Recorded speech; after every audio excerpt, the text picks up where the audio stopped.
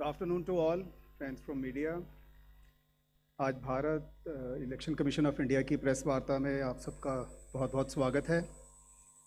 हमारे साथ honourable chief election commissioner of India Shri Gyanesh Kumar ji, honourable election commissioner doctor Sukhbir Singh Sandhu, honourable election commissioner doctor Vivek Joshi, Election Commission of India के उच्च अधिकारी Shri Manish Garg ji, senior deputy election commissioner, Shri Sanjay Kumar, deputy election commissioner, Shri Vijay Kumar Pande, DDG law, और अन्य election commission के officials जो हमारे साथ हैं। इस प्रेस कॉन्फ्रेंस का जो बेसिक फॉर्मेट है, it will be the honourable chief election commissioner will be addressing the media, that will be followed by a question and answer session. Questions will be generally taken in groups of 5 and the Honorable CEC would be answering them in one go. So you are requested that whenever you want to ask a question, kindly wait for your turn. There will be a micer who will be approaching you. Introduce yourself and your organization and then you can ask your question. So that will be the basic format of the press conference. So kindly keep your mobile phones on the silent mode. Sir.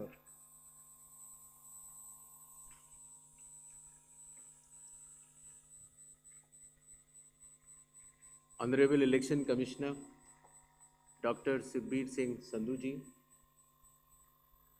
Honorable Election Commissioner Dr. Vivek Joshi जी, चुनाव आयोग के वरिष्ठ अधिकारीगण और media के मेरे दोस्तों, सबसे पहले चुनाव आयोग मतदाताओं के नाम एक संदेश देना चाहता है। भारत के संविधान के अनुरूप भारत का हर नागरिक जो 18 वर्ष की आयु पूरी कर चुका हो, उसे मतदाता अवश्य बनना चाहिए और मतदान भी अवश्य करना चाहिए। आप सभी जानते हैं कि कानून के अनुरूप हर राजनीतिक दल का जन्म चुनाव आयोग में रजिस्ट्रेशन से ही होता है। तो फिर चुनाव आयोग उन्हीं राजनीतिक दलों में भेदभाव कैसे कर सकता है? चुनाव आयोग के लिए न तो कोई विपक्ष है, न तो कोई पक्ष है, सब समकक्ष हैं। चाहे किसी भी राजनीतिक दल का कोई भी हो, चुनाव आयोग अपने संवैधानिक कर्तव्य से पीछे नहीं हटेगा। पिछले 2 दशकों से लगभग सभी राजनीतिक दल मतदाता सूची में त्रुटियों के सुधार के लिए मांग करते रहे हैं और इसी मांग को पूरा करने के लिए ही चुनाव आयोग ने गहन पुनरीक्षण अर्थात स्पेशल इंटेंसिव रिवीजन SIR की शुरुआत बिहार से की है।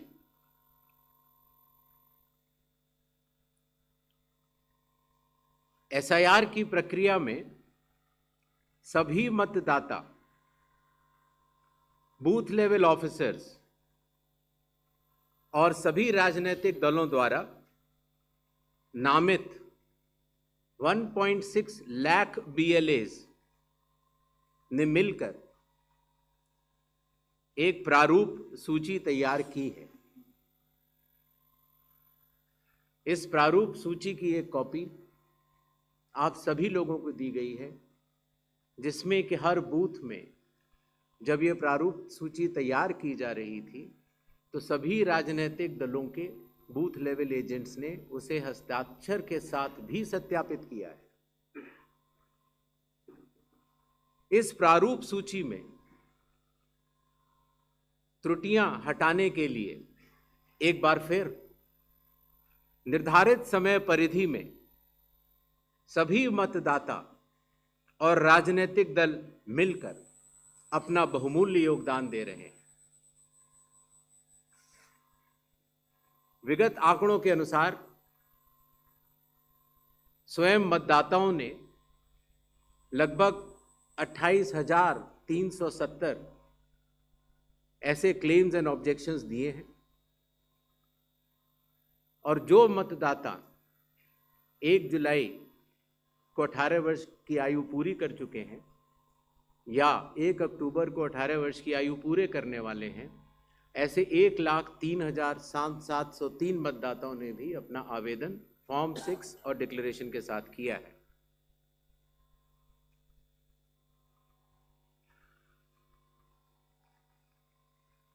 और इन क्लेम्स एंड ऑब्जेक्शंस के लिए, इन त्रुटियों को हटाने के लिए बिहार के एसआईआर में 1 अगस्त से 1 सितंबर का समय निर्धारित है। अभी भी 15 दिन का समय बाकी है। चुनाव आयोग सभी राजनीतिक दलों को उनके द्वारा नामित बूथ लेवल एजेंट्स को,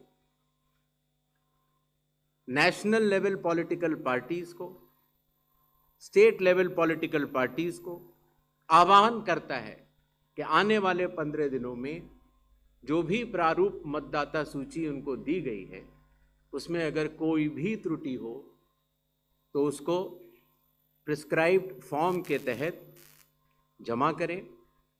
चुनाव आयोग के दरवाजे हमेशा सबके लिए समान रूप से खुले हुए हैं। जमीनी स्तर पर सभी मतदाता, सभी राजनीतिक दल और सभी बूथ लेवल ऑफिसर्स मिलकर एक पारदर्शी तरीके से कार्य कर रहे हैं, सत्यापित भी कर रहे हैं, हस्ताक्षर भी कर रहे हैं और वीडियो टेस्टिमोनियल्स भी दे रहे हैं। यह एक गंभीर चिंता का विषय है कि राजनीतिक दलों के जिला अध्यक्षों और उनके द्वारा नामित बीएलएस के ये सत्यापित दस्तावेज, टेस्टिमोनियल्स, उनकी आवाज उनके स्वयं के राज्य स्तर के या राष्ट्रीय स्तर के नेताओं तक या तो पहुंच नहीं पा रही है और या फिर जमीनी सच को नजरअंदाज करते हुए भ्रम फैलाने की कोशिश की जा रही है। सत्य तो यह है कि कदम से कदम मिलाकर सभी स्टेक होल्डर्स बिहार के एसआईआर को पूर्ण रूप से सफल बनाने के लिए कटिबद्ध हैं, प्रयत्न कर रहे हैं और कठिन परिश्रम कर रहे हैं। जब बिहार के 7 करोड़ से भी अधिक मतदाता चुनाव आयोग के साथ खड़े हैं तो न तो चुनाव आयोग की साख पर कोई प्रश्न चिन्ह खड़ा हो सकता है और न ही मतदाताओं की साख पर। कानून के अनुसार अगर समय रहते मतदाता सूचियों में त्रुटियां साझा न की जाएं, मतदाता द्वारा अपना प्रत्याशी चुनने के 45 डेज के भीतर माननीय उच्च न्यायालय में चुनाव याचिका दायर न की जाए और फिर वोट चोरी जैसे गलत शब्दों का इस्तेमाल करके जनता को गुमराह करने का असफल प्रयास किया जाए तो यह भारत के संविधान का अपमान नहीं तो और क्या है।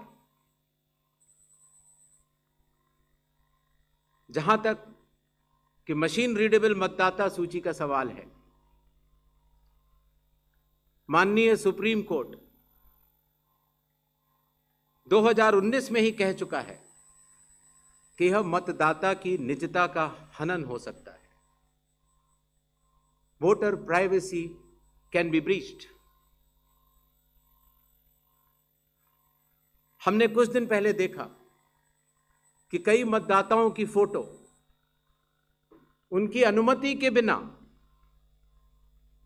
मीडिया के समक्ष रखी गई, उनके ऊपर आरोप लगाए गए, उनका इस्तेमाल किया गया। क्या अपनी माताओं, बहुओं, बेटियों सहित किसी भी मतदाता की सीसीटीवी वीडियो चुनाव आयोग को साझा करनी चाहिए क्या? मतदाता सूची में जिसका नाम होता है वही अपने प्रत्याशी को चयनित करने के लिए वोट डालता है। लोकसभा के चुनाव की प्रक्रिया में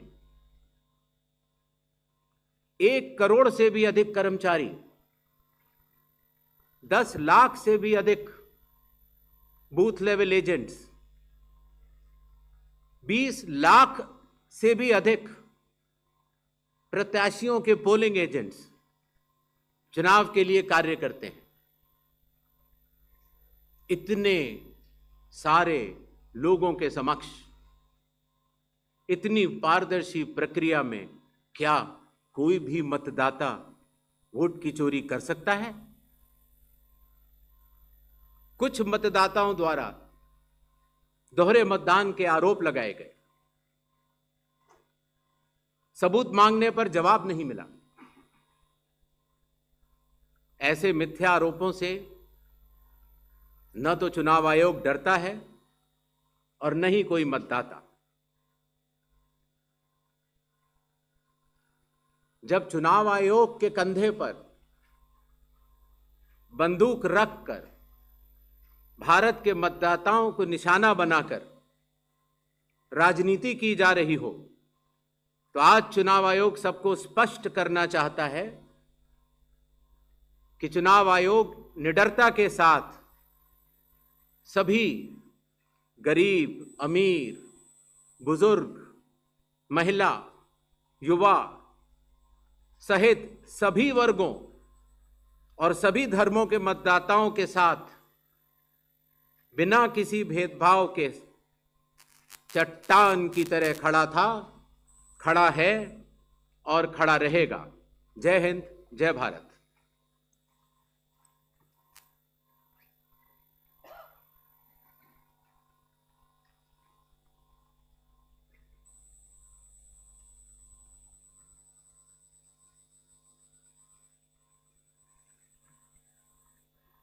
Mic, please.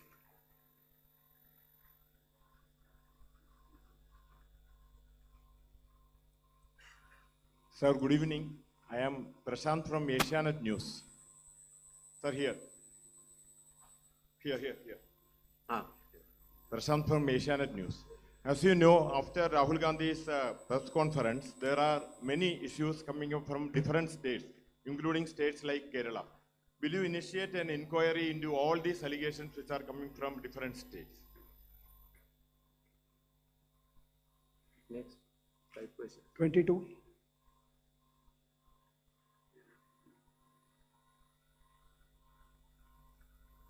Sir, Please. Yeah. hi. Please, Yeah. go ahead. Yeah. Sir, Aishwarya Paliwal from Aaj Tak and India Today. Sir, 2 questions. First, sir, a lot of political parties have asked certain questions, but do you think all those questions are actually pointing towards the need for SIR? Sir, second question is what arrangements you've made for the vulnerable groups? Because a lot of people are asking senior citizens, migrants, marginalized. So if you can focus on that, sir. Okay. 163. Sir, Shriparna from the Hindu newspaper. Sir, during door-to-door survey and enumeration, how many Nepali, Bangladeshi and Myanmarese nationals were found by BLOs? Does the Election Commission have any figures? 80. I'm coming, sir. We have enough time, sir. 80. Ganesh Kumar ji, yeah. How are you? I think you are well. This is Sandeep Shornokar from Bardhaman newspaper. It's a West Bengal, one of the largest newspaper. मेरा question ये है कि बिहार के बाद बंगाल में कब SIR शुरू हो रहा है? 164.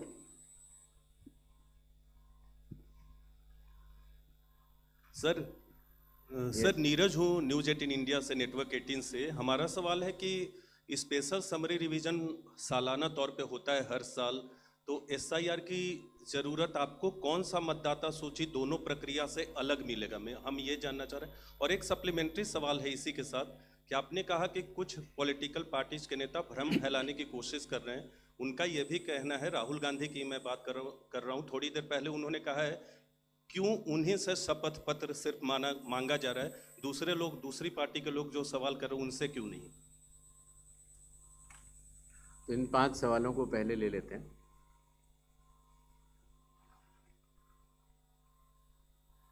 हमारे सारे मीडिया बंधुओं के माध्यम से मैं देश के मतदाताओं को ये बतलाना चाहता हूं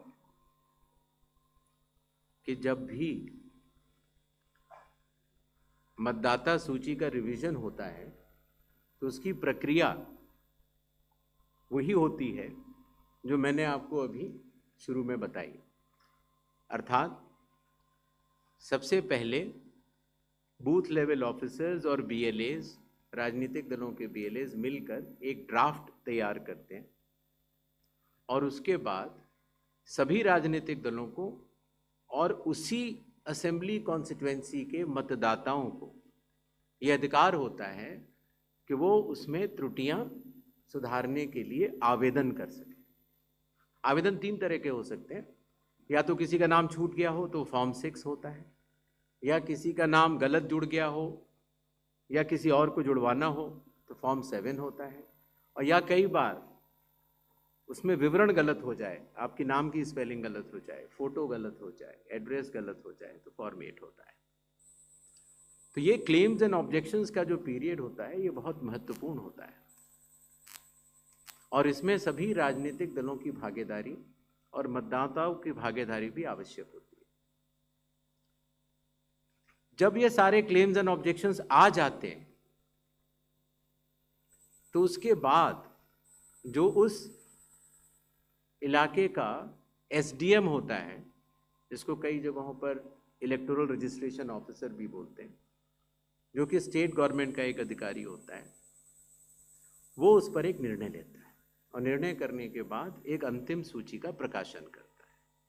ये प्रक्रिया में आपके माध्यम से सभी मतदाताओं को बताना चाहता हूँ, जिससे कि उन्हें भी सनद रहे कि पूरी प्रक्रिया होती क्या है। तो एक बार जब SDM की तरफ से अंतिम सूची प्रकाशित कर दी जाती है, और याद रहे कि प्रारूप अर्थात ड्राफ्ट सूची भी पॉलिटिकल पार्टी से शेयर की जाती है और अंतिम सूची भी पॉलिटिकल पार्टी से शेयर की जाती है, और आजकल चूंकि तकनीकी का ज़माना है तो वेबसाइट पर भी इलेक्शन कमीशन की अवेलेबल होती है। इसके बाद भी अगर कोई भी त्रुटि रह जाए तो उस जिले के DM के पास एक अपील होती है,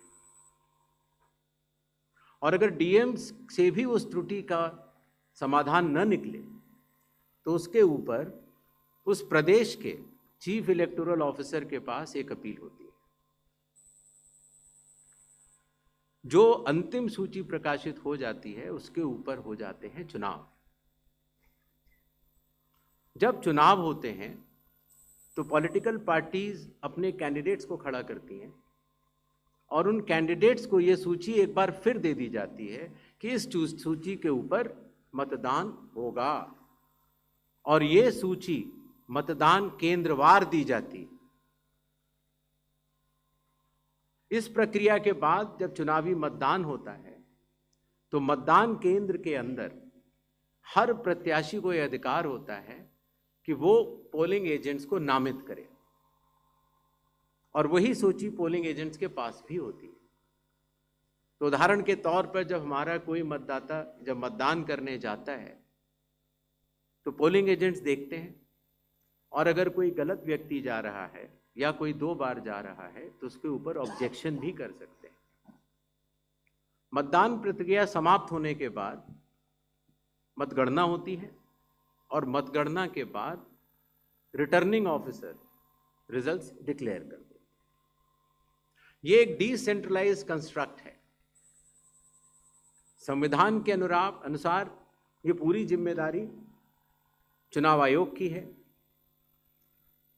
लेकिन लोक प्रतिनिधित्व कानून के तहत चुनाव आयोग तो एक छोटा सा 800 लोगों का एक समूह है, तो लोक प्रतिनिधित्व कानून के तहत चीफ इलेक्टोरल ऑफिसर, हर जिले का डिस्ट्रिक्ट कलेक्टर, जिसको डिस्ट्रिक्ट इलेक्टोरल ऑफिसर भी कहा जाता है, हर असेंबली कॉन्स्टिट्यूएंसी का इलेक्टोरल रजिस्ट्रेशन ऑफिसर जो कि एसडीएम भी होता है, बूथ लेवल ऑफिसर्स, ये सभी के सभी सिर्फ इसी काम के लिए चुनाव आयोग के पास डेपुटेशन पर भी रहते हैं, सिर्फ मतदाता सूची और मतदान कराने के लिए। तो जब रिटर्निंग ऑफिसर रिजल्ट डिक्लेयर कर देता है, उसके बाद भी कानून में प्राविधान है कि आप 45 डेज के अंदर आप उच्च न्यायालय जाकर एक चुनावी याचिका दायर कर सकते हैं और चुनाव को चैलेंज कर सकते हैं। जब यह प्रक्रिया 45 दिन समाप्त हो जाते हैं, उसके बाद इस तरह के निराधार आरोप लगाना, चाहे वो केरल हो,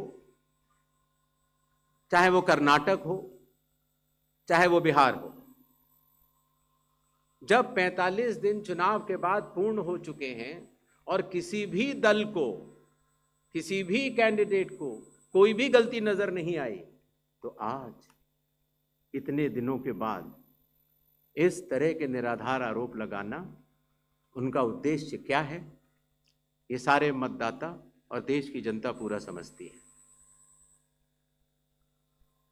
जहां तक स्पेशल इंटेंसिव रिवीजन की जरूरत क्यों पड़ी और स्पेशल इंटेंसिव रिवीजन में और नॉर्मल जो रिवीजन हर साल होता है, दोनों में क्या फर्क है, ये बहुत अहम सवाल है। पिछले 20 सालों में हर साल रिवीजन होता रहा और जो एनुअल रिवीजन होता है उसमें साधारण तौर से एब्सेंटी, शिफ्टेड और एक जिसे कहते हैं कि एक रैंडम तरीके से उसका रिवीजन कर लिया जाता है।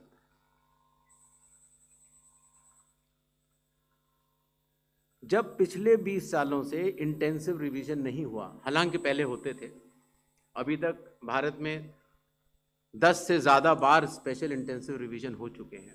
और स्पेशल इंटेंसिव रिवीजन की खासियत ये होती है कि मतदाता सूची को, इलेक्टोरल रोल को टोटली मैक्सिमम प्योरीफाई करने के लिए एक इन्यूमरेशन फॉर्म भरा जाता है और हर मतदाता उसको जब भर के देता है तो उसका नाम मतदाता सूची में फ्रेश, एकदम नए तरीके से सूची बनाई जाती है। और ये इंटेंसिव रिवीजन इसलिए भी आवश्यक हो गया, एक तो सभी राजनीतिक दलों की लगातार शिकायतें आती जाती हैं कि साहब वहाँ पर वोट बढ़ गए, वहाँ पर वोट कट गए, इन लोगों का वोट सही बना, इन लोगों का वोट गलत बना।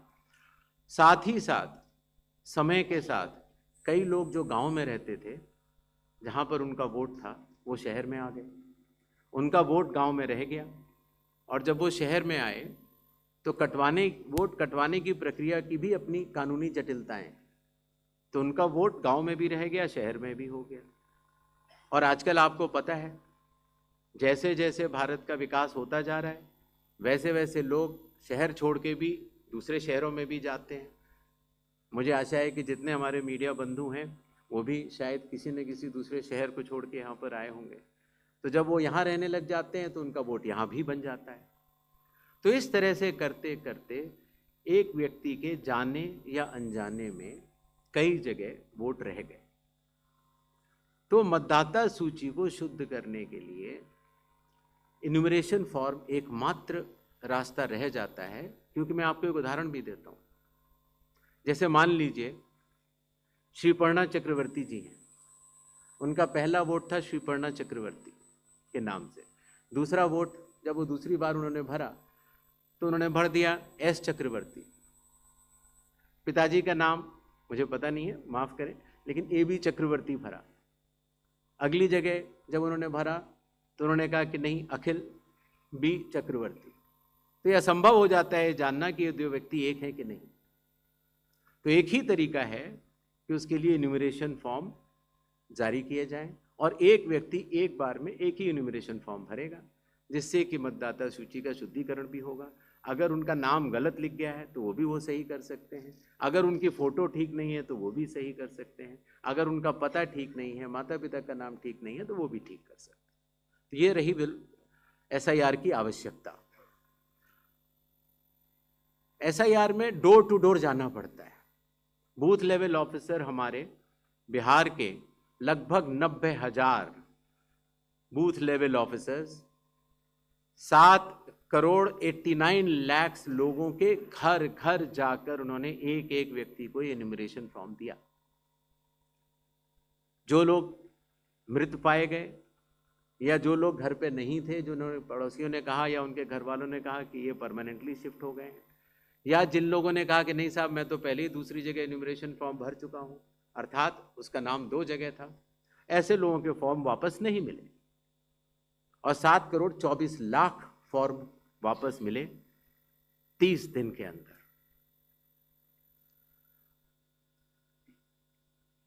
इनमें से एक सवाल यह था कि कितने नेपालीज हैं और कितने बांग्लादेशी। पहली बात तो मैं स्पष्ट कर देना चाहता हूं कि भारत के संविधान के अनुसार सिर्फ भारत का नागरिक ही MLA और MP का चुनाव कर सकता है। किसी और कोई अधिकार, किसी और देश के नागरिक को यह अधिकार प्राप्त नहीं है। अगर ऐसे लोगों ने इन्यूमरेशन फॉर्म भरा है तो SIR की प्रक्रिया में अपनी पात्रता सिद्ध करने के लिए कुछ दस्तावेज भी मांगे गए, जिनकी गहन जांच 30 सितंबर तक होनी है। और ऐसे केस में जो ऐसे लोग हैं जो कि हमारे देश के नहीं हैं, गहन जांच के दौरान वो पाए जाएंगे और निश्चित तौर से उनका वोट नहीं बनेगा। जहां तक वेस्ट बंगाल के SIR की तारीख की बात है, हम तीनों कमिश्नर्स एक उचित समय देखकर उसका निर्णय लेंगे कि कब वेस्ट बंगाल में होना है या देश के अन्य राज्यों में कब होना है। उसकी तारीखों का ऐलान आने वाले समय में उचित समय पर किया जाएगा। एक और सवाल था कि जब इतनी पारदर्शी प्रक्रिया है तो फिर भ्रम फैलाने वाली कोशिश पर आप कुछ लोगों से ये कह रहे हैं कि फॉर्म 7 दे दें और कुछ लोगों से कह रहे हैं कि आप शपथ पत्र दें।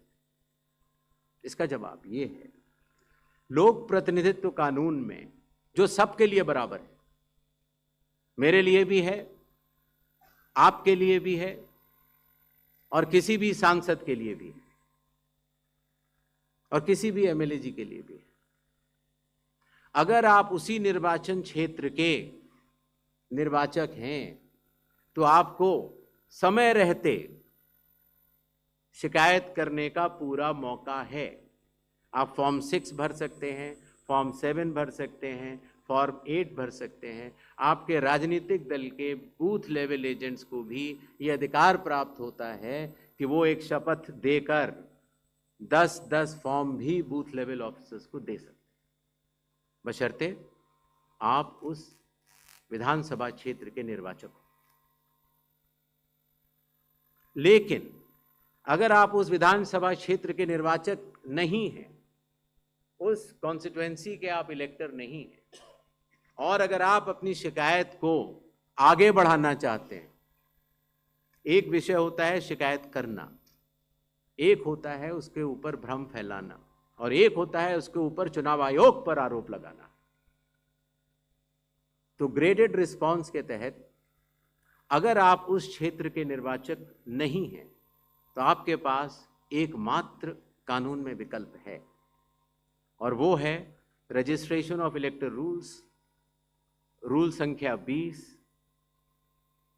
Sub clause 3 sub clause B, जो ये कहता है कि अगर आप निर्वाचक नहीं हैं उस विधानसभा क्षेत्र के, तो आप एक विटनेस के तौर पर अपनी शिकायत दर्ज करा सकते हैं और इलेक्टोरल रजिस्ट्रेशन ऑफिसर को आपको एक ओथ देनी होगी और वो ओथ जिस व्यक्ति के खिलाफ आपने शिकायत की है उसके सामने एडमिनिस्टर करानी होगी। ये कानून शायद इस सदन में बैठे सभी लोगों के जन्म के पूर्व का बना हुआ है और सबके लिए बराबरी तौर से लागू है। आशा है इन 5 सवालों को मैंने जवाब दे दिया होगा। आगे बढ़े। 4. I'm coming. Hi, sir. Please, I'll come to you, no problem. Hi, sir. Vrinda from Hindustan Times.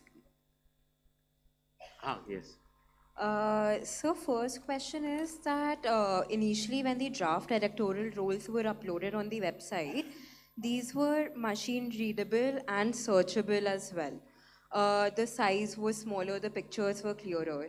But soon after Rahul Gandhi's press conference, the roles were updated and they were changed into non-machine readable, non-searchable, low quality pictures. So was that because a lot of searches were being conducted in these roles? And secondly, why is the dual epic ID issue there in Bihar? Despite the commission saying back in May that, we have resolved it across the country. 76. Sir मैं मुकेश कौशिक हूँ दैनिक भास्कर से। Sir आपने देखा होगा कि Rahul Gandhi leader of opposition ने central Bengaluru की constituency के तहकीकात की और ढेर सारे आरोप लगाए। उनका कहना था कि फेक सस्पिशियस वोटर बन रहे हैं, मैनिपुलेटेड हैं, मास एडिशन हुए हैं। इसके 2-3 दिन बाद ही बीजेपी के पावरफुल लीडर अनुराग ठाकुर जी ने प्रेस कॉन्फ्रेंस की और उन्होंने कहा कि उनके पास कंक्रीट प्रूफ हैं कि कंक्रीट प्रूफ है इस बात के कि lakhs of suspicious voters, duplicate voters, fake addresses, age manipulation, mass addition have been found in Wayanad, Raebareli and other constituency.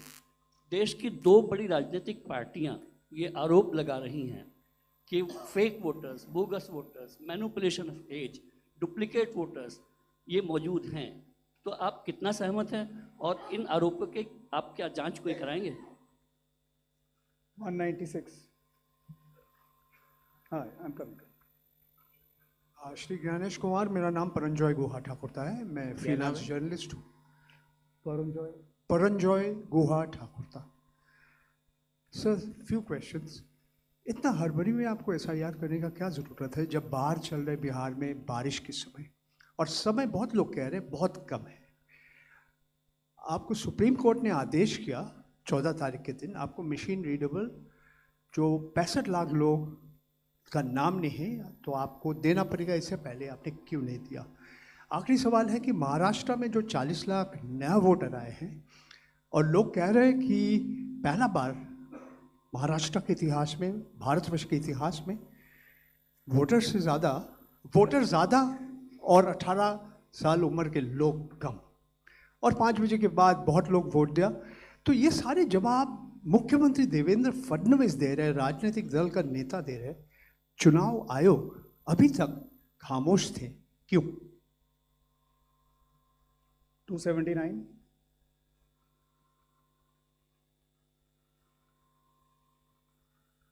Sir, मैं पीयूष पांडे हूँ, TV9 भारतवर्ष से।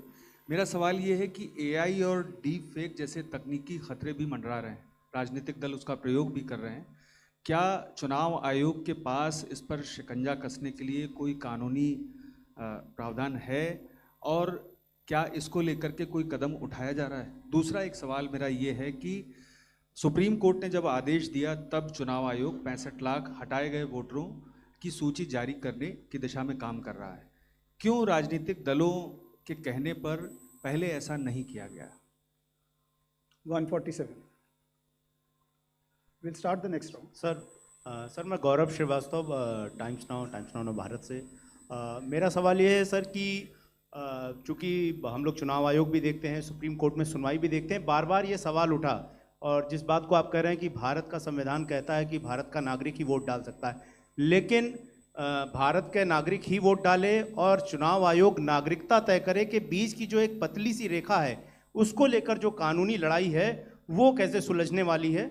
और दूसरा ये कि जो ये बार बार विवाद आता है कि वोटर लिस्ट जो है वो सर्चेबल हो, फिर उसमें एक जैसे कई नाम आए, क्या ऐसी कोई प्रक्रिया या आधार को लेकर जो चर्चा है कि अगर आधार से लिंक कर दिया जाए सिर्फ इस मकसद से कि एक व्यक्ति के पास दूसरा वोटर आईडी कार्ड न बनने पाए जब तक कि डेटाबेस में ऐसी जानकारी हो, इसके लिए आयोग क्या कदम उठा रहा है? तो इन 5 अपने जर्नलिस्ट का मैं जवाब देता हूँ।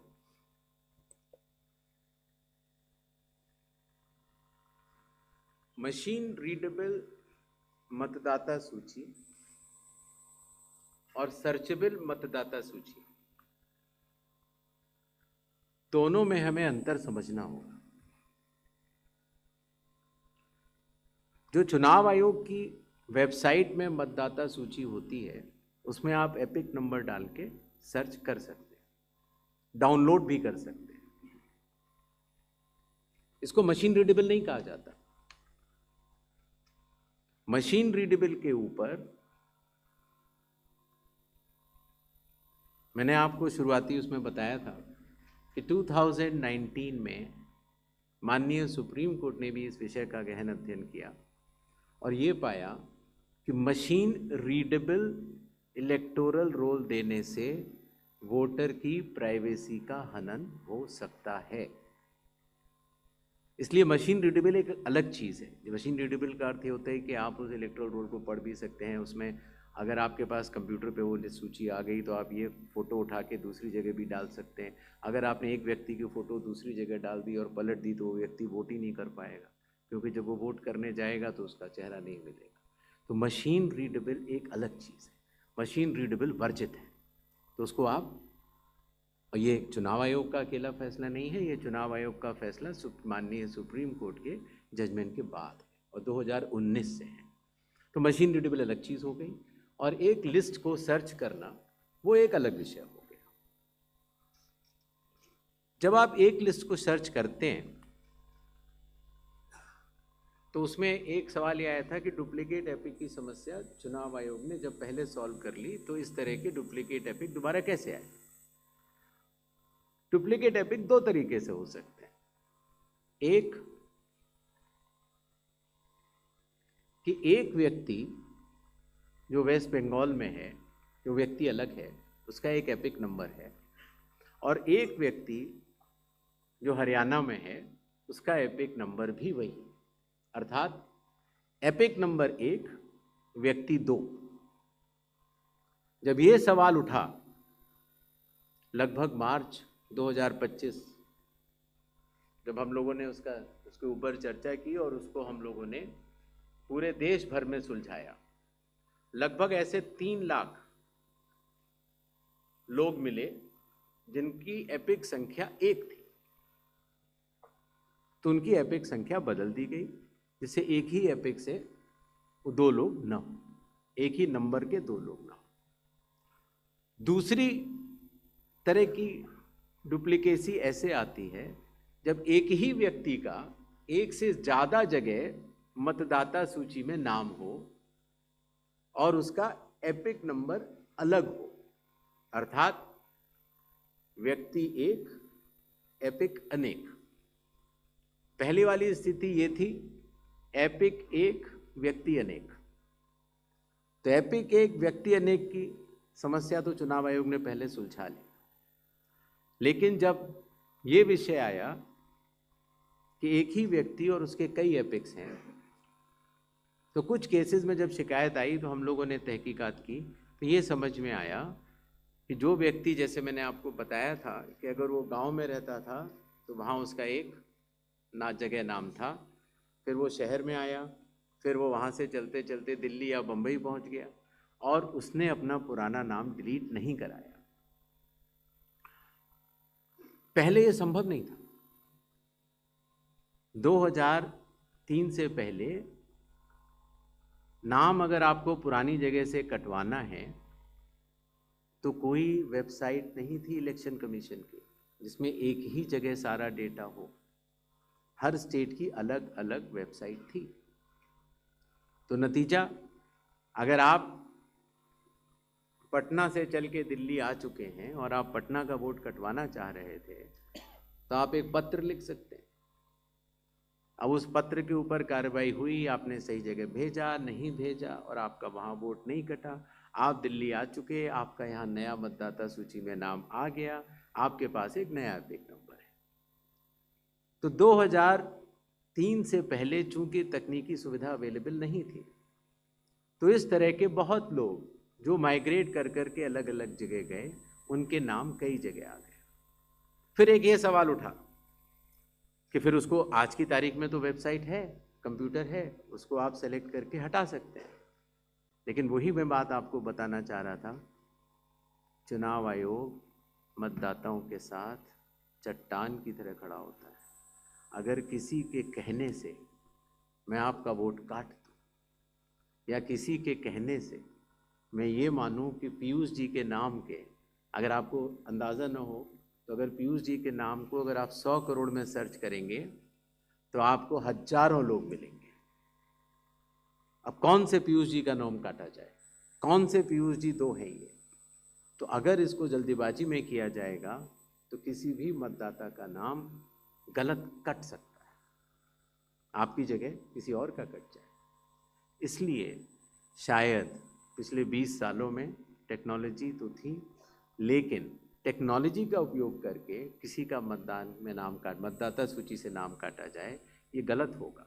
और इसीलिए चुनाव आयोग ने ऐसा नहीं किया।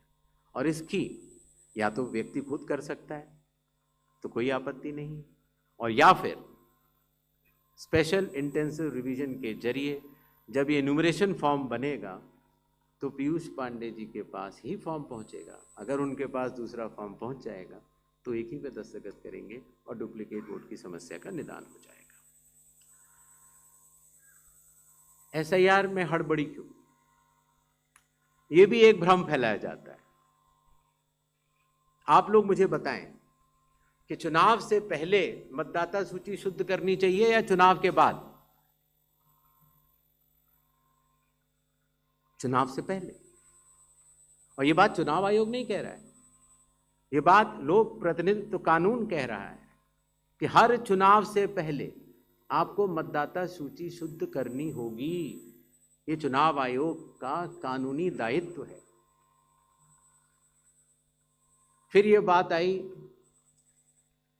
कि 7 करोड़ से ज़्यादा बिहार के मतदाताओं तक क्या चुनाव आयोग पहुंच पाएगा? हकीकत आपके सामने है। जब 24 जून से ये कार्रवाई शुरू हुई तो ये पूरी प्रक्रिया लगभग 20 जुलाई तक ही समाप्त हो गई। फिर ये बात आई कि साहब जुलाई में क्यों? उस समय मौसम अच्छा नहीं होता। तो आपकी जानकारी के लिए मैं बताना चाहता हूं कि बिहार में इसके पहले भी 2003 में एसआईआर हुआ था और उसकी तारीख थी 14 जुलाई से 14 अगस्त, और तब भी सफलतापूर्वक हुआ था और इस बार भी सफलतापूर्वक सबके एन्यूमरेशन फॉर्म्स वापस आ गए। एक और सवाल पूछा गया कि माननीय सुप्रीम कोर्ट के कहने से हम लोगों ने ये मशीन रीडेबल फॉर्मेट क्यों दिया। माननीय सुप्रीम कोर्ट ने ये स्पष्ट कहा है कि हर जिले की अलग वेबसाइट बनाई जाए और हर जिले की वेबसाइट पर एपिक नंबर से सर्च होने वाली सूची रखी जाए। और आपको ये जानकर हर्ष होगा कि 56 घंटों के अंदर चुनाव आयोग ने उसका अनुपालन किया है और हर जिले की वेबसाइट की सूची आप सबको जो फोल्डर दिया गया है उसमें है, आप भी सर्च कर सकते हैं।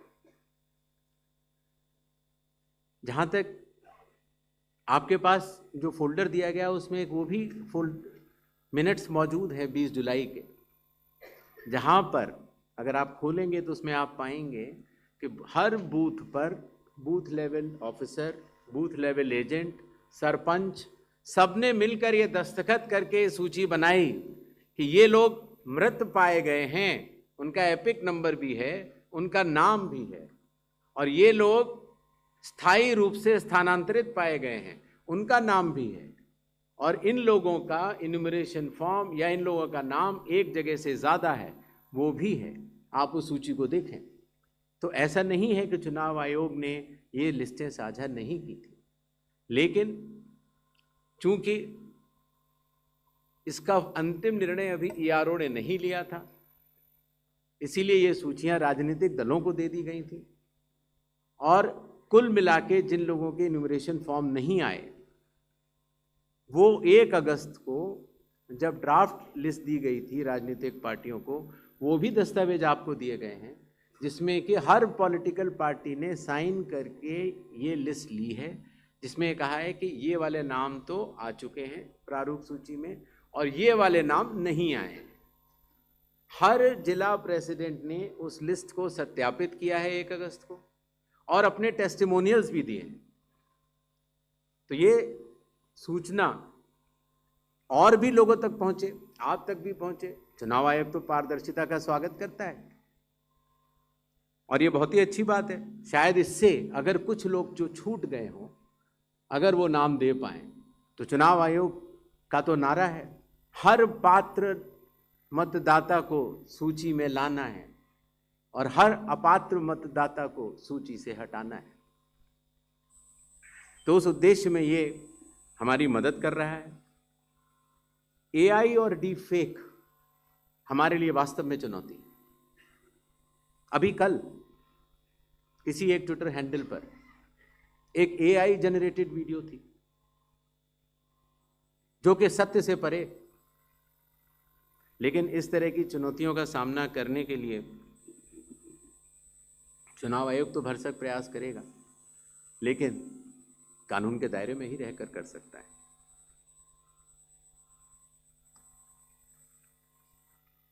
एक और सवाल आया था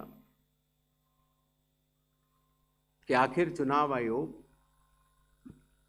पात्रता की जांच क्यों कर रहा है। संविधान के अनुच्छेद 326 में हर मतदाता की पात्रता स्पष्ट रूप से लिखी गई है और वो पात्रता ये कहती है कि मतदाता सूची में नाम आने के लिए सिर्फ भारत के नागरिक और 18 वर्ष की आयु पूरे कर चुके व्यक्ति ही पात्र हैं। रेजिडेंसी लॉज भी हैं जो कि अलग कानून में बनते हैं, जो कि ऑर्डिनरी रेजिडेंट हैं, या कोई व्यक्ति जो संविधान या किसी कानून के अनुरूप उसको वर्जित किया गया है चुनाव लड़ने के लिए, उनका नाम नहीं आ सकता। तो आर्टिकल 326 जो कि चैप्टर इलेक्शंस के अंदर आता है, जो कि हम यहाँ पर आपके समक्ष बैठे चुनाव आयोग की एक संवैधानिक जिम्मेदारी है, हम उसको निभाने के लिए पात्रता की जांच कर रहे हैं। नेक्स्ट 187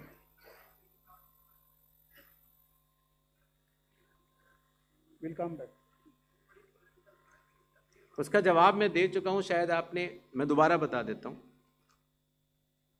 ग्रेडेड रिस्पांस होता है चुनाव आयोग का। अगर आप किसी भी विधानसभा के निर्वाचक हैं और समय रहते हुए अगर आप त्रुटियां बताते हैं तो आपको फॉर्म 7 भरना होता है। अगर आप किसी भी विधानसभा के निर्वाचक हैं और समय परिधि के बाद अगर गलतियां बतलाते हैं तो उसको सिर्फ एक राजनीतिक स्टेटमेंट माना जाता है। अगर समय के बाद आप त्रुटियां बतलाते हैं और मतदाताओं और चुनाव आयोग पर चोरी का आरोप लगाते हैं तो इन तीनों की ग्रेडिंग में फर्क है।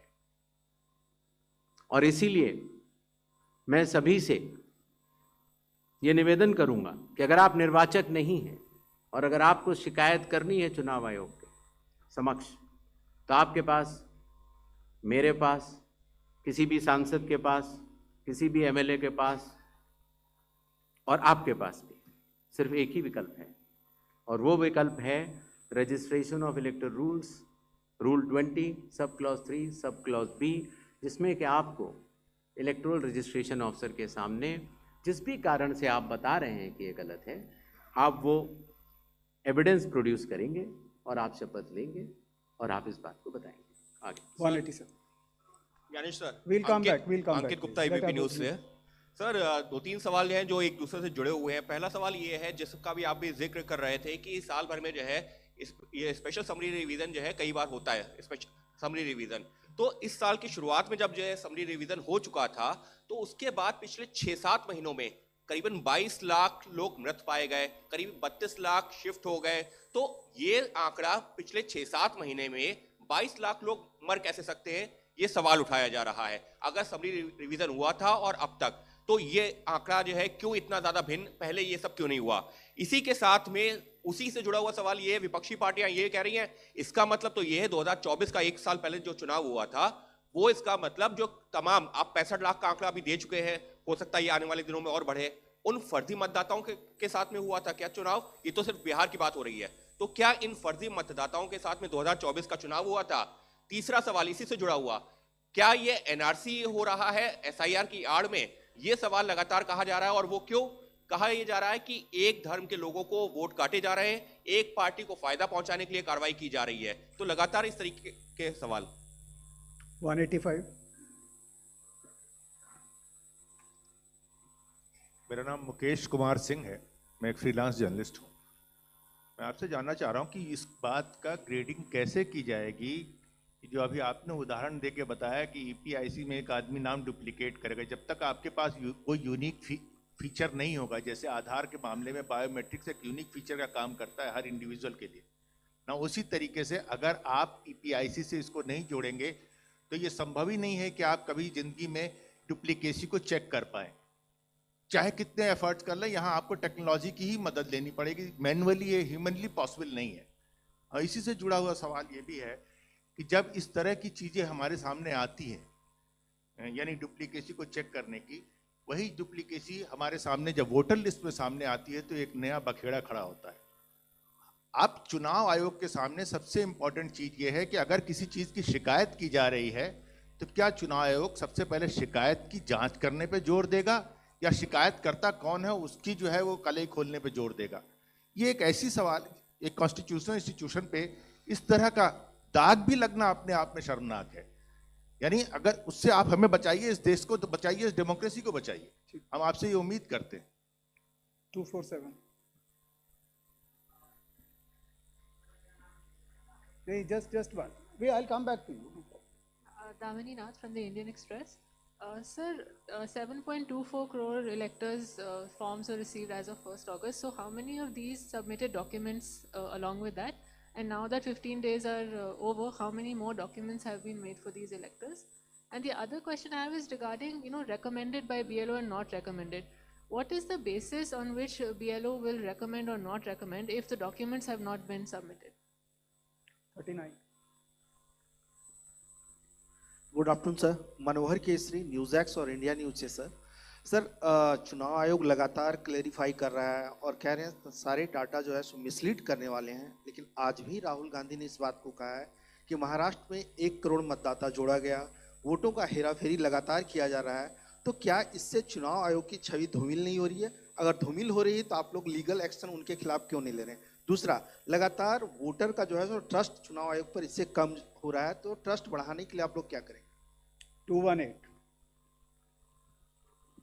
हेलो, इधर सर, मैं सर इधर राइट साइड, प्रशांत देव न्यूज़ 24 से। 2 सवाल हैं सर मेरे। पहला सवाल ये है कि जो 65 लाख नाम कटने की बात आ रही है, ये तो ठीक है, आंकड़े बढ़ भी सकते हैं, घट भी सकते हैं। कितने नाम जुड़े फॉर्म 6 के, मतलब नए मतदाताओं, जब से एसआईआर शुरू हुई कितने नाम जुड़े? दूसरा, आपने कई बार ये बात कही कि निराधार आरोप लगाए जा रहे हैं, वोट चोरी की जा रही है जिसमें कोई सत्यता नहीं है। अगर ये बात सच है, दूसरी तरफ आप ये कहते हैं कि वैध मतदाता कोई छूटे नहीं। और अगर कोई लीडर, कोई भी लीडर अगर इस तरह का झूठ बोल रहा है, क्या आपके पास कोई अधिकार नहीं है उनके खिलाफ कानूनी कार्रवाई करने का? आप उनको बनाते हैं, रजिस्ट्रेशन देते हैं। ये 2 सवाल है सर। पहला ये था कि 6 महीनों में इतने मृत लोग कैसे पाए गए। शायद इसका जवाब मैं पहले दे चुका था कि पिछले 20 सालों से जब ये नॉर्मल रिवीजन होता है तो घर घर जाकर इन्यूमरेशन फॉर्म नहीं दिया जाता है, और शायद इसलिए कई बार जब घरों में किसी की मृत्यु हो जाती है तो वो इन्फॉर्मेशन बीएलओ के पास कैसे आएगी? तो बीएलओ के पास अगर उस परिवारजनों ने न बताई तो बीएलओ के पास संभव नहीं होगा। इसीलिए 22 लाख मतदाता कोई 6 महीने में मरे हुए नहीं हैं। ये वो मृत मतदाता हैं जो लगभग पिछले 20 सालों में रिकॉर्ड करने से छूट गए, और इन्यूमरेशन फॉर्म की वजह से ये सत्य सामने आ रहा है।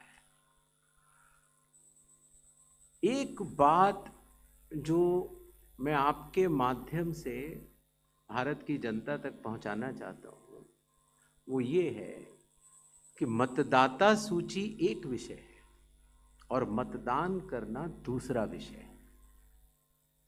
मतदाता सूची में किसी का नाम गलत आ सकता है।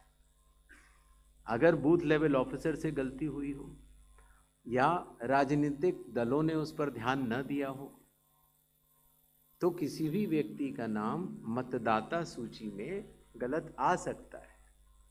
शायद ही किसी भी मतदान केंद्र में उस लेवल का परफेक्शन एसआईआर से पहले न रहा हो जहां की इस तरह की त्रुटियां न रही। इसके 2 कारण हैं। एक तो हमारे बूथ लेवल ऑफिसर्स की जो ट्रेनिंग अब हम लोगों ने दिल्ली में शुरू की है, और उसके साथ साथ उनके दायित्व को उनको समझाना। आपको अंदाज होगा कि कितने बूथ लेवल ऑफिसर्स हैं इस देश में? 10.5 लाख। तो 10.5 लाख बूथ ऑफिसर्स इस गुणवत्ता के साथ काम करें, प्रयत्न पूरा होता है, लेकिन कुछ गलतियां रह जाती। अब वो गलतियां सुधारी कैसे जाएं? तो उन गलतियों को सुधारने के लिए ही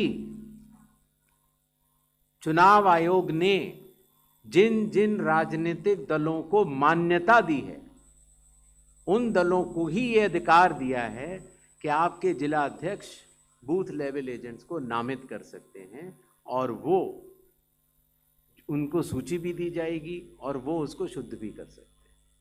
बूथ लेवल एजेंट्स भी उसी बूथ में रहने वाला व्यक्ति होता है। तो ये हमारी एक साझा जिम्मेदारी है, मतदाता की, बूथ लेवल ऑफिसर अर्थात चुनाव आयोग के पास जो डेपुटेशन पर अधिकारी है उसकी, और राजनीतिक दलों की। तो मतदाता सूची को शुद्ध करना, जिस पर हम आगे अब एसआईआर के साथ बढ़ रहे हैं, तो साझी जिम्मेदारी है।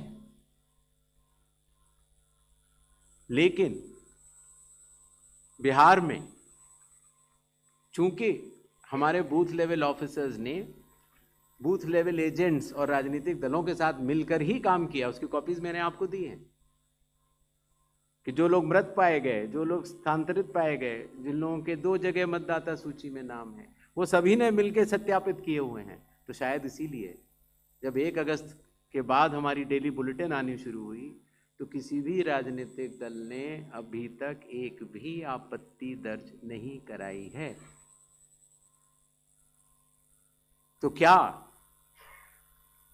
इसके 2 ही अर्थ हो सकते हैं, या तो प्रारूप सूची एकदम शुद्ध है, जो कि चुनाव आयोग नहीं मानता।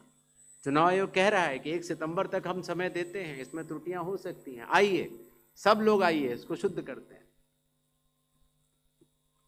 15 दिन अभी बाकी। 1 सितंबर के बाद अगर उसी तरह के आरोप लगने शुरू हुए तो जिम्मेदार कौन? हर मान्यता प्राप्त दल को अभी भी 15 दिन बाकी हैं। अगर आपको अंदाज हो तो 1.5 लाख से ज्यादा बूथ लेवल एजेंट्स हैं। बूथ लेवल ऑफिसर तो सिर्फ जब हम लोगों ने किया था तो 77,000 थे, उसके आधे थे। हम लोगों ने ये काम 20 दिन में समाप्त कर दिया था।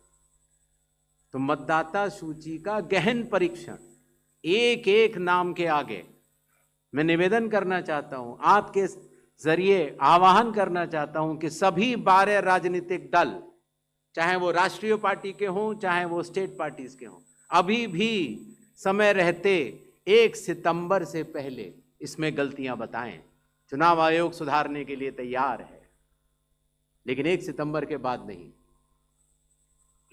क्योंकि उसके बाद वही दौर शुरू हो जाता है कि मतदाता सूची एक अलग चीज होती है और मतदान अलग चीज होती है। मतदान में जब कोई वोटर वोट करने जाता है और वो बटन दबाता है तो एक ही बार दबा सकता है। मतदाता सूची में अगर 2 जगह नाम हो तो वोट चोरी कैसे? नहीं हो सकती। वोट तो एक मतदाता एक ही बार डाल सकता है, और इसीलिए हमने कहा था कि चूंकि इस तरह की पीपीटीज बनाई जाएं जिसमें कि चुनाव आयोग के डेटा को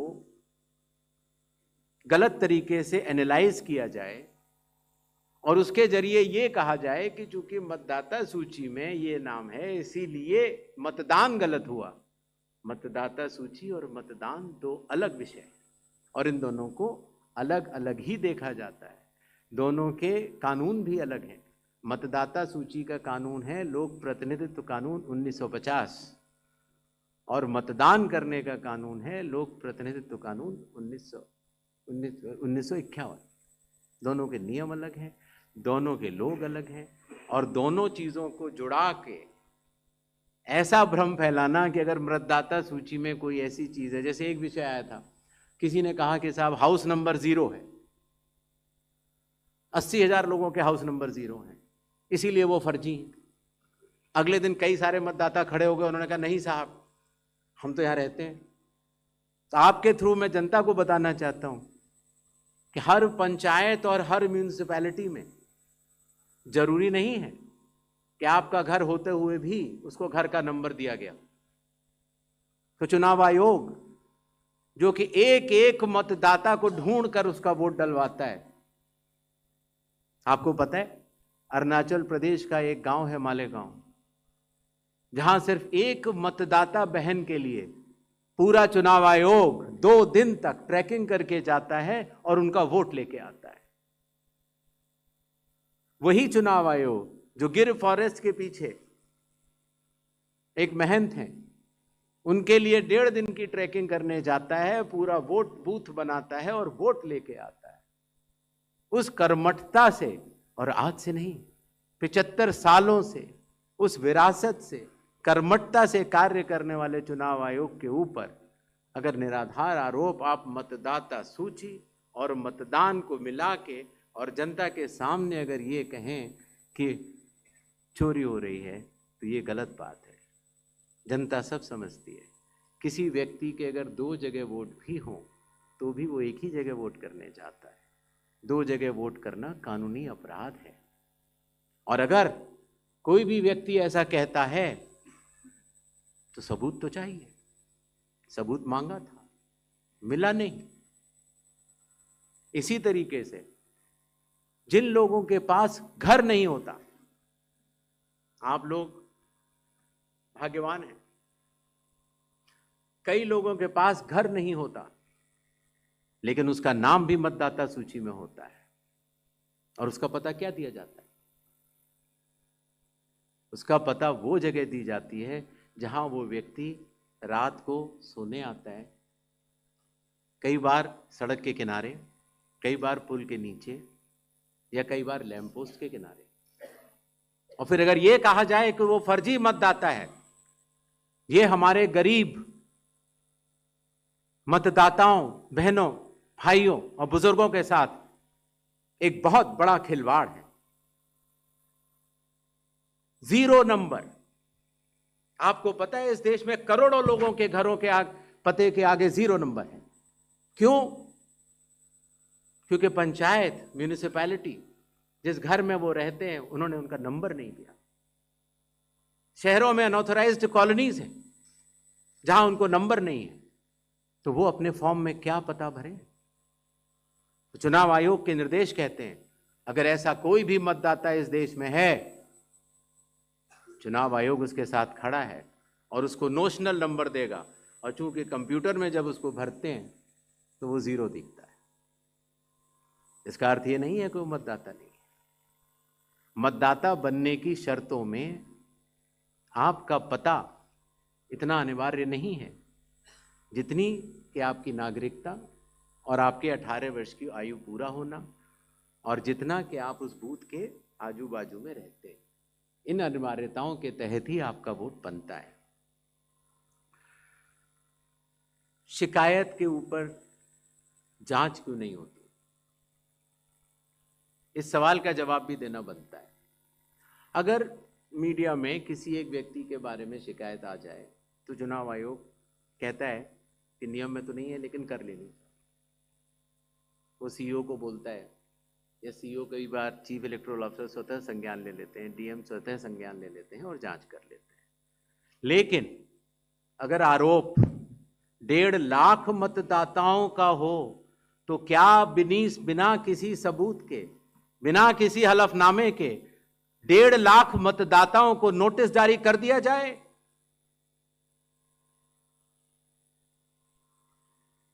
क्या यह न्याय संगत होगा? कानून में न प्रावधान है, न कोई शपथ पत्र है, न कोई एविडेंस है, न कोई सबूत है, तो क्या 1.5 लाख नोटिस जारी करके उन मतदाताओं को एसडीएम के दफ्तर में बुलाया जाए और यह कहा जाए कि आप फर्जी? क्या मतदाता चुनाव आयोग से यह नहीं पूछेगा कि आपके पास क्या सबूत है?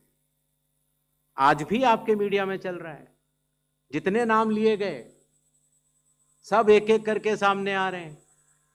और अगर चुनाव आयोग ने उनको नोटिस दिया होता तो हमारी साख गिरती कि बढ़ती? किसी ने सवाल पूछा था तो मैंने सोचा बतलाता चलो। बिना किसी सबूत के किसी भी वैलिड मतदाता का नाम नहीं कटेगा। चुनाव आयोग हर मतदाता के साथ चट्टान की तरह खड़ा हुआ है। अगर कोई सोचता है कि एक पीपीटी देकर, जो कि चुनाव आयोग के आंकड़े नहीं हैं, चुनाव आयोग ने मतदाता सूची जरूर दी है, लेकिन पीपीटी में गलत तरीके से एनालाइज करना, गलत आंकड़े देना और यह कहना कि ये पोलिंग ऑफिसर ने कहा है कि इस महिला ने 2 बार वोट दिया है, इतने संगीन विषयों पर बिना हलफनामे के चुनाव आयोग को काम नहीं करना चाहिए। ये संविधान और कानून दोनों से विरुद्ध में होगा। और यह भी मैं आपको बतलाना चाहता हूं कि ये सवाल जो आया था ट्रस्ट, मैंने आपको पहले भी कहा था कि जहां तक मतदाताओं की बात है, हिंदुस्तान में 60% से ज्यादा वोटिंग होती है। जो दुनिया के बड़े बड़े जनतंत्र जिसके लिए सोच सकते हैं, दुनिया का सबसे बड़ा जनतंत्र है भारत। दुनिया का सबसे बड़ी मतदाता सूची हमारे पास है, लगभग 90 करोड़ से 100 करोड़ के बीच में। सबसे बड़ी मतदाता सूची, सबसे बड़े चुनाव कर्मियों की फौज, सबसे ज्यादा मतदान करने वाले लोगों की संख्या, और इन सब के समक्ष, सारे मीडिया के समक्ष ये कहना कि अगर मतदाता सूची में आपका नाम एक बार और है तो आपने 2 बार मतदान किया होगा और कानूनी अपराध किया होगा, और मेरे सारे मतदाताओं को अपराधी बनाना और चुनाव आयोग शांत रहे, संभव नहीं। हलफनामा देना होगा या देश से माफी मांगनी होगी, तीसरा विकल्प नहीं है। आपके माध्यम से मैं यह भी कहना चाहता हूं, अगर 7 दिन में हलफनामा नहीं मिला तो इसका अर्थ ये सारे आरोप निराधार हैं। और हमारे मतदाताओं को ये कहना कि वो फर्जी हैं, इसके ऊपर जो भी इस बात को बोल रहा है उसको माफी मांगनी चाहिए। महाराष्ट्र में वोटर लिस्ट बढ़ी, समय रहते जब ड्राफ्ट सूची थी तो दावे और आपत्ति क्यों नहीं जमा कराए गए? जब रिजल्ट निकल आया तब याद आया कि ये गलत था, और एक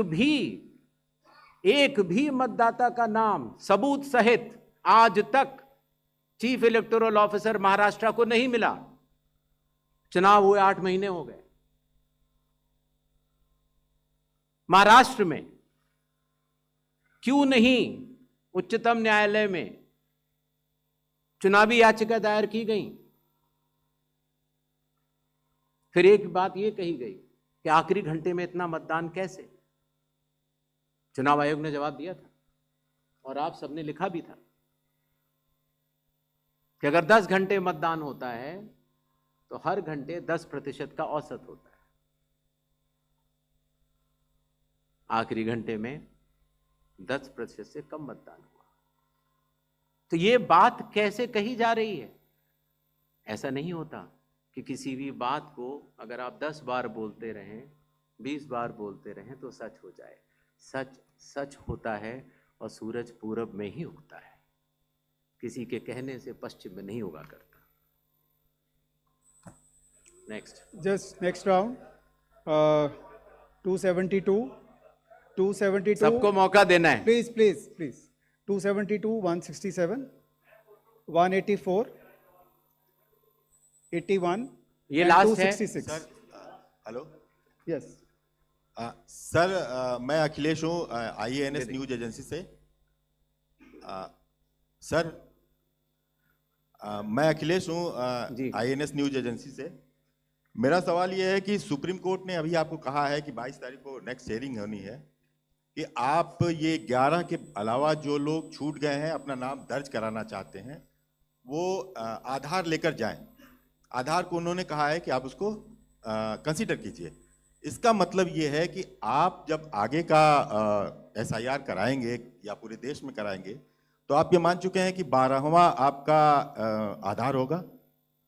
दूसरी बात, दूसरा सवाल मेरा कि राहुल गांधी संवैधानिक पद पे हैं, नेता प्रतिपक्ष हैं, उनके तमाम सवालों को आपने जवाब दिया और कहा कि सबूतों के साथ आरोप लगाया जाना चाहिए।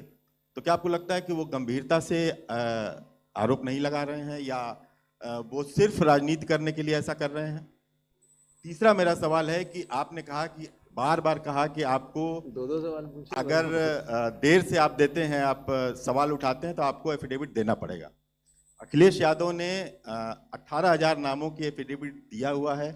ये राजनीति में बार बार सवाल उठ रहा है कि आपने उसका जवाब नहीं दिया। ये 3 सवाल हैं सर मेरे। ठीक, yes, please ask one question only. Sir, please restrict yourself to one question. Sir, Sanjay Sharma Aaj Tak से। मेरा सवाल यह है कि आयोग ने राहुल गांधी से कहा कि वो हलफनामा दें, उसके बगैर कार्रवाई नहीं होगी। बीजेडी ने सवाल उठाया है, बीजेडी ने 2024 के लोकसभा चुनाव के पहले। सुन नहीं पाया, जरा दोबारा बोल दीजिए। संजय शर्मा आज तक से हूँ। मेरा सवाल, आयोग नया जरूर है, सवाल पुराना है, लेकिन सवाल उससे जुड़ा है क्योंकि आप भी RP एक्ट की दुहाई देते हैं और संविधान की।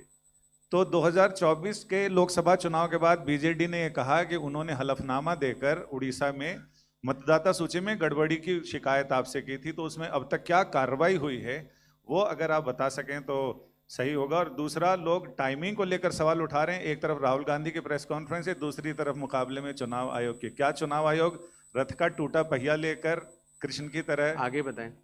हाँ, भाषा देखिए, भाषा अच्छी रहे तो अच्छा लगता है जी। सर, 184। मैं इंडिया टीवी से शोएब रजा।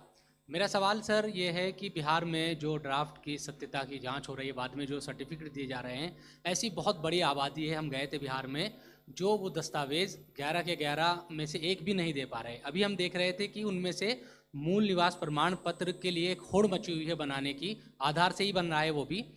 तो उन लोगों के लिए मुश्किल ही हो रहा है कि जो 15 दिन का अब समय बचा है उसमें भी अगर वो मूल निवास प्रमाण पत्र या इस तरह कोई सर्टिफिकेट नहीं बनवा पाते और एक बड़ी आबादी ऐसी रह जाती है जिसकी सत्यता नहीं होती, तो उनके लिए आप लोग क्या करेंगे? 266, इधर दीजिए 260. Sir, Anubhuti Bishnoi from the Economic Times. So I'll repeat this question because you haven't replied to that one. 7.2 crore enumeration forms have come in.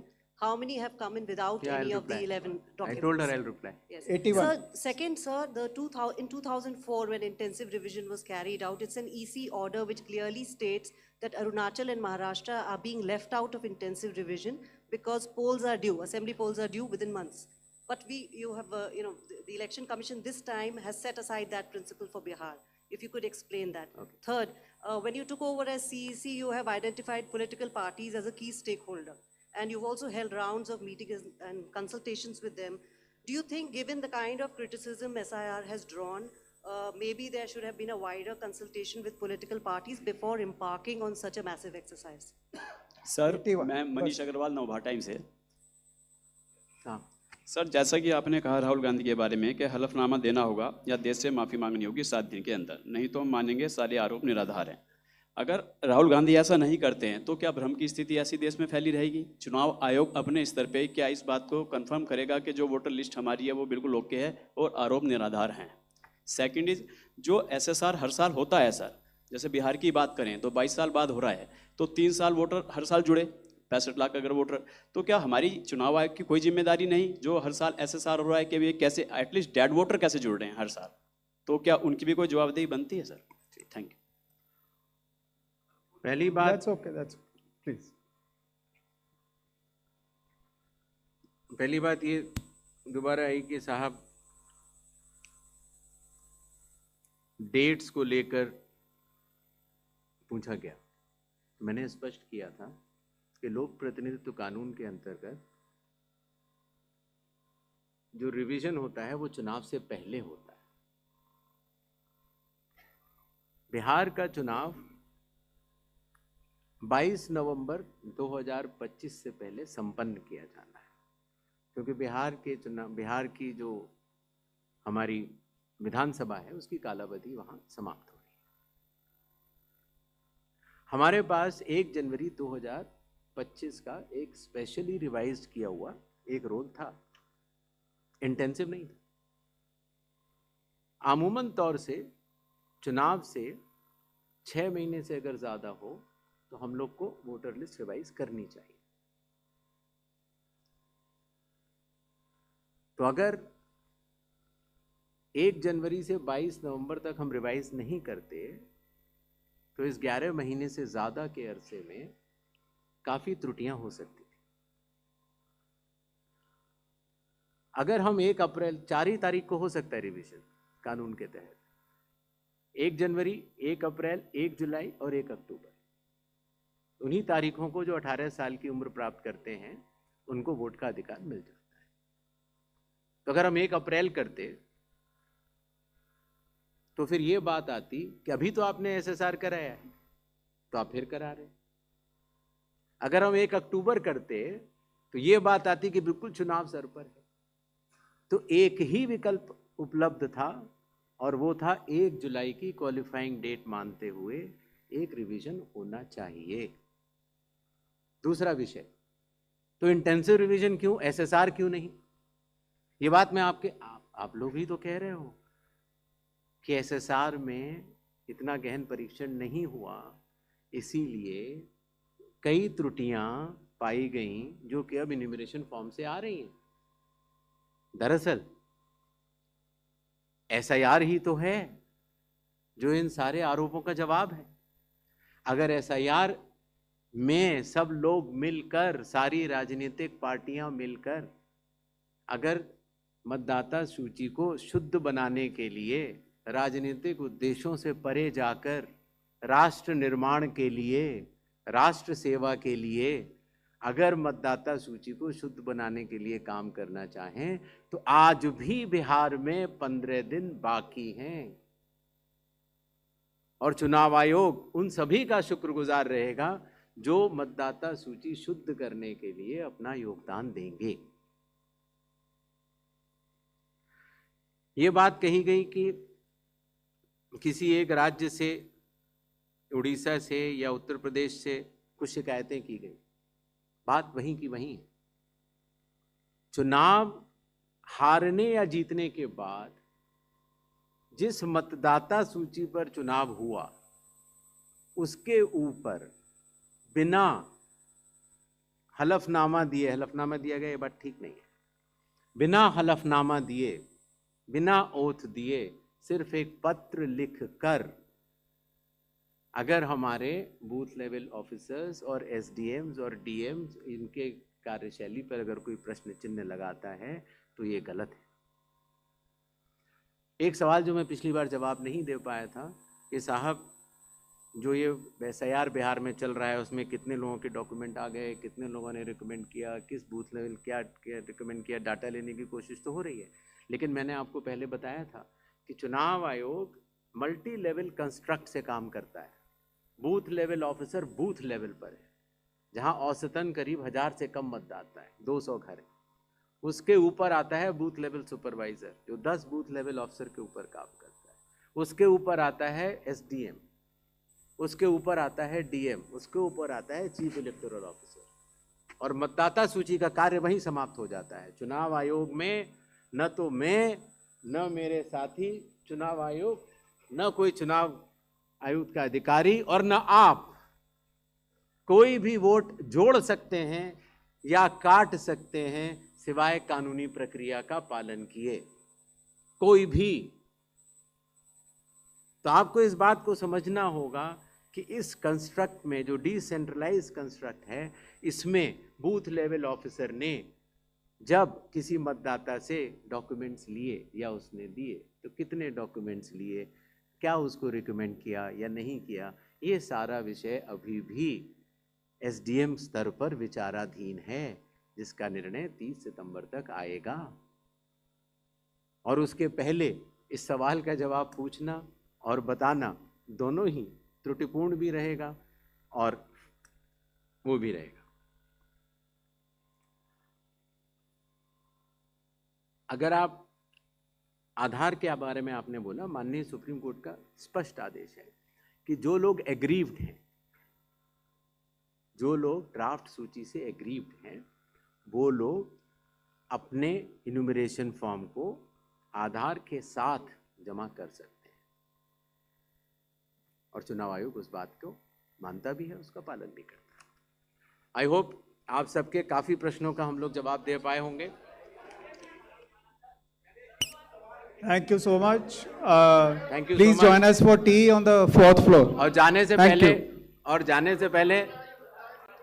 पहले एक बार और आखिर 100 करोड़ की मतदाता सूची और बिहार के 7 करोड़ की मतदाता सूची में सवाल भी कई हैं और जवाब भी कई हैं।